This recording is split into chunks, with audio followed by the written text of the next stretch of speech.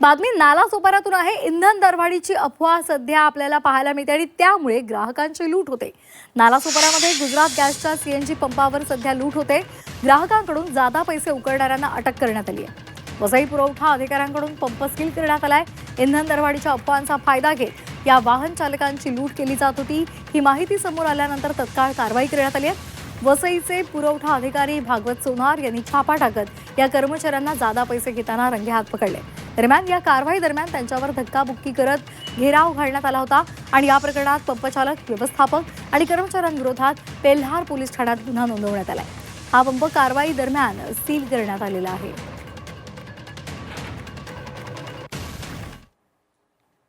Gujarat gas आहे धानी विभागला त्या ठिकाणी एक तक्रार प्राप्त झाली होती की त्या ठिकाणी अवैधरित्या पैसे वसुली करून गॅस भरून देत आहे।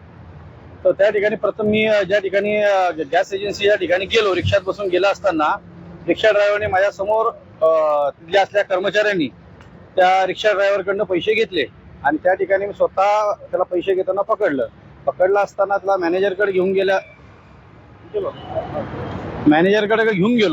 मॅनेजरकडे गेल्याच्या नंतर मॅनेजरने देखील उडवाउडीचे उत्तर दिले आणि कुठले जे पैसे गोळा करतो, कसले पैसे गोळा करतो, कारण की जो शासनाने निर्धारित जी किंमत ठरवली आहे त्याच्यापेक्षा जास्त किमतीने हे गॅस विकत होते। आणि त्या ठिकाणी ज्यावेळेस मॅनेजरला विचारल्याच्या मॅनेजरने माझ्या संग उज्जतबाजी घेतली, तसेच मला धक्काबुक्कीही केली आणि तिथं बाकी लोकांनी देखील घेराव घातला।